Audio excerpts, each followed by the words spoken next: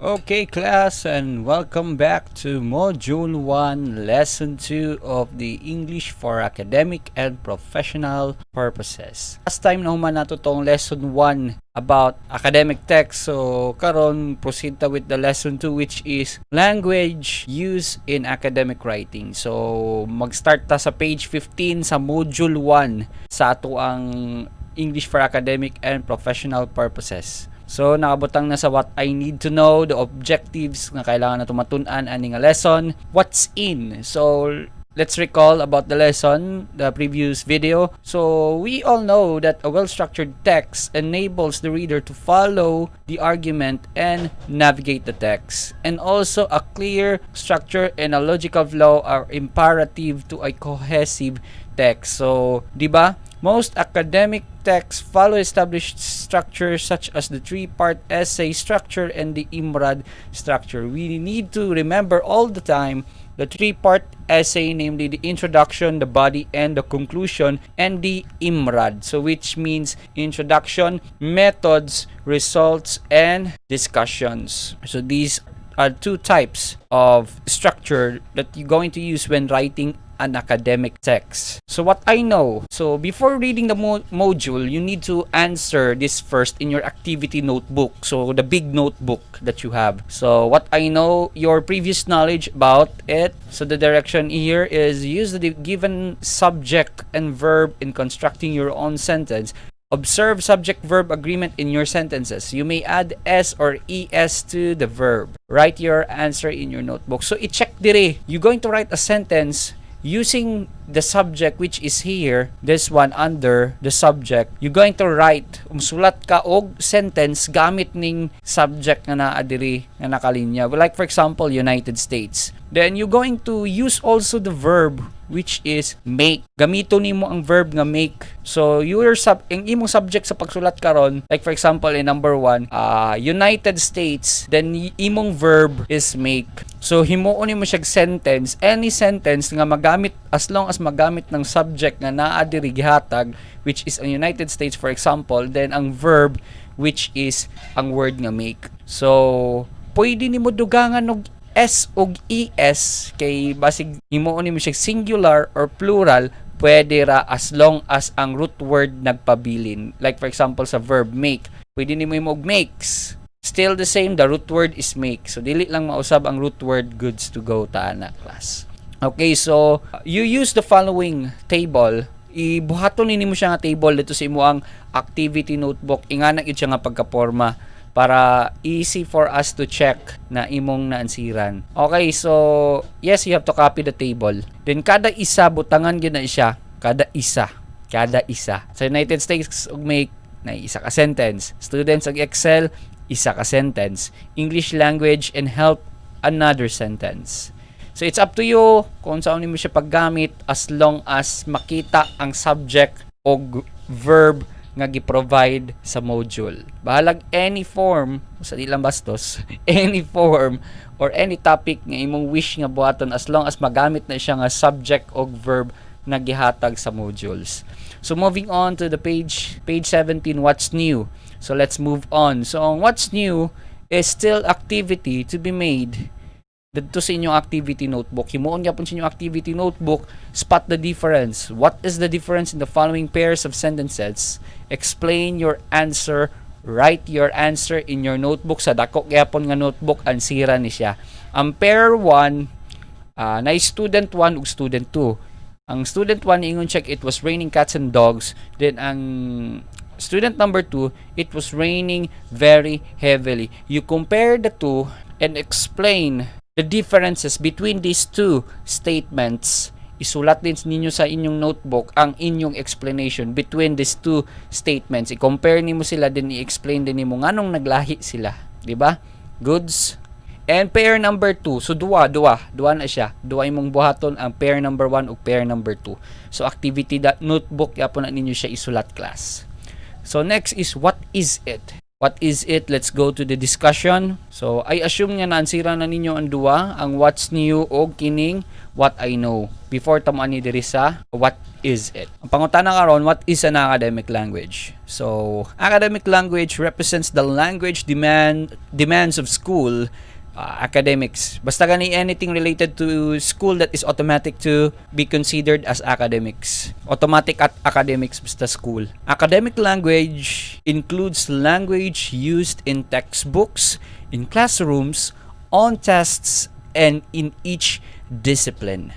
So like for example, kung kanang mag-discuss inyong teacher, like right now, like karon sa nahitabo, we are using academic language. It's because nag-discuss man ta og topic nga naa niining module, which is an academic text. So another example, kana sa atong mga libro, sa atong mga modules, academic language ang gigamit ana because nag-discuss na siya og certain lesson. Like sa test papers, mga periodical test, national achievement test, and kay basic education exit assessment o kana tanang mga exam, mga PRC, mga civil service, they are all under academic language. And the languages used in each discipline. So di ba kung mag-STEM ka na, di ba sa mga STEM students na sila mga mathematical terminologies, mga scientific terminologies, kana sila under na sa ilang discipline which is sa STEM. Like for example, sa gas pod na pod sila specialization, like sa gas, bread and pastry, and na sila creative writing pod as of this moment. So na sila mga specific nga mga words nga sila lang ang nakasabot because that is under in their discipline. Like STEM is a example of a discipline, then ang gas is another example of discipline. So in short, kanang inyong mga strands, discipline na siya, academic discipline, then it needs an academic language or naa siya academic language nga specific lang sa inyo ang strand. So under gyapon siya diri. So it is different in vocabulary and structure from the everyday spoken English of social interactions. So kini sila nga mga language class, dili ni sila common nga gakagamit sa matag adlaw natong pakig-converse. Especially pod sa atuang we are not native speakers or we are not using English as our main language, di ba? Binisaya lang ta most of the time. So di kay nato sila gakagamit ng mga language, ang kaning academic language. So each type of communication, both academic and social, has its purpose and neither superior to the other. Each of these na ay mga purpose nga nung naani sila mga words, na ay mga purpose nga nung na-create ni sila. So either na lang kung asay magpatigbabaw. It's up to you. Okay, so moving on. Academic writing is generally quite formal, objective, or impersonal, and technical as illustrated in the diagram below. So natay diagram diri. So we have a diagram here sa atong module on page 18 na ay diagram nga nakabutang dira. So academic language. Academic language is composed of three elements which is very crucial, which is the formal, the objective, and technical. So kailangan kay ni sila class because in formal you have to avoid casual or conversational such as contractions in informal vocabulary. So you need to use formal words or a specific word na appropriate for that particular discipline. Dili pwedeng like for example, if you are talking about science sa inyo as a STEM, di mo pwedeng mo gamit og terms nga pang UMS. It's because you are STEM, under science and technology, engineering and mathematics. You cannot use words nga ginagamit pud sa UMS kay UMS is another discipline nga under sa senior high school program. So another example is kining mga vocabularies nga pang kanto-kanto nga ginagamit. You never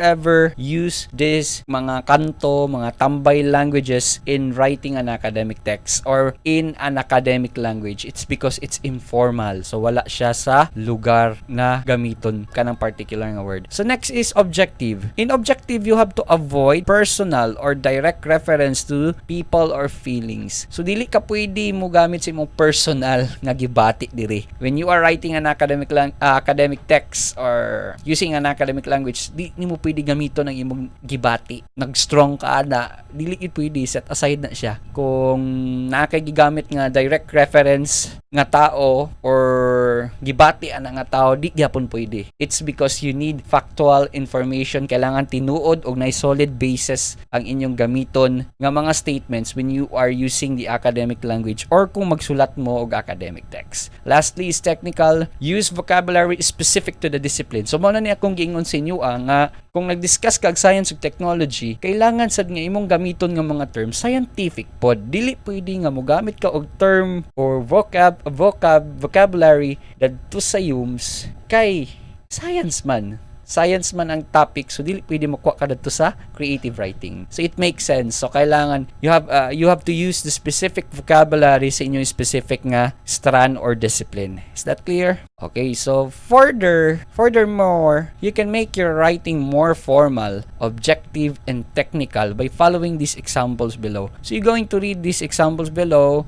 No need for me to discuss this one because grabe siya kataas and it's self-explanatory na kayo siya nga part. This is just guides on how to use these three, the formal, objective, and technical. Pero sa ako pang giingon mo na to siya, ang pinaka-general nga guide nimo on writing an academic text is kining tulo nga basic and general definition. So kani siya mga specifics na ni siya. So just take time to read and explore ani nga mga kini siya nga gihatag nga table. So very specific na kay na siya. So next is what's more.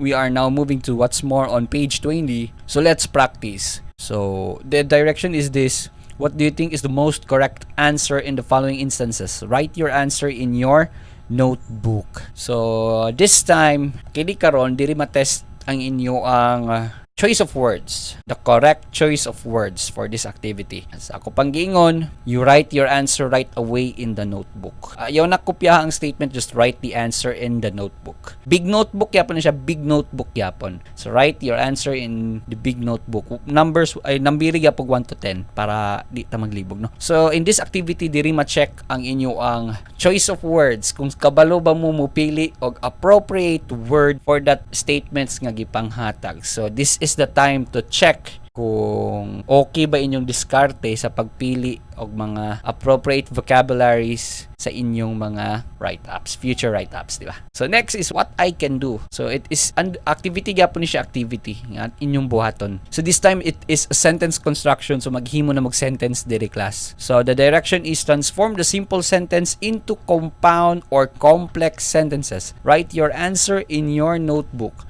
The first one is done for you. A compound sentence is a sentence with more than one subject or one predicate. If more than one ang imong subject or ang imong predicate more than one, it is already under compound sentence. Complex sentence is a sentence that contains an independent clause and one or more dependent clause. So in short, ang independent clause is already a one phrase or one sentence that can stand on its own. Then kailangan din siya og another dependent clause. So one or more dependent clause and a one independent clause for you to make a complex sentence. So di na kita mo balik into details since we are already in the senior high school. So research na lang ta guys if you have the time, because this topic was already discussed in your junior high school years. Okay, so number 1 is already done for you. So you're going to construct a sentence out of the given sentences diri sa atong modules, no? So it's your time to shine, class. It's your time to shine. So 10 items kaya po na siya. Do not copy what's in the module because I also have a copy of the module. So you write the answers right away in the notebook. Big notebook kaya po. Answer na ditso, ayaw na kopya ang statement para di na mo mahago. Okay, I know some of you are posting no na-stress na sa modules. Ayaw mo ka-stress. Pagkapoy, take a break. Ayaw palabi. Take a break every 1 hour. Mahuman ka sa 1 hour nga pag-answer sa modules. Take a break for 15 minutes and tanaw sa mga palibot. Relax. Ayaw lang po sa gamit ng cellphone. Kasamot ka ma-stress, ana. Facebook is really toxic nowadays. Post-assessment. Okay, so kindly answer post-assessment in the big notebook. Write the letter of the correct answer. Write your answers right away. Do not copy the question para di na po mo mahago, class. So the same as the last module. Then, what have I learned? Yes, what have I learned? So, syempre, kung natin what have I learned, you're going to write a reflection. So, wala diri gi-require, pero I will require the students. Basta gani what have I learned, you're going to make a reflection. The same format with the first module na activity what have I learned, kailangan doon nagyapon mo'y reflection. So I require all the students to make a reflection every after the lesson. Pinakalas sa lesson nga mga activities, reflection yun na siya automatic. So no need for you to ask na, sir, kailangan ba magsulat ng reflection? Automatic. After every lesson, reflection yun dayon na siya, class. Then it's a reminder nga automatic magsulat og reflection. Then please do not copy on the internet. Kay may balaan ra ba gyud og kinopya. May balaan og kinopya, then you will be liable for plagiarism and other cases. So, di ko gusto may tabo na sa inyo. And yun, that's it for Module 1, Lesson 2 na discussion. I hope you learned something today, class, and I hope nga nakatabang ni sa inyo ang video. And makatabang po sa inyong parents kung mag-assist ka ninyo sa pag-answer ni ining modules. And yes, that's it. Unta makatabang ning dako. And give a like kung okay ra, or comment sa comment section aning video kung gusto ninyo mag-live stream for me to answer directly the questions nga inyong gusto ipangutana sa atuang sa atuang modules, no? So thank you so much, class, and hope to see you on Module 1 Lesson 3 discussion. Bye-bye.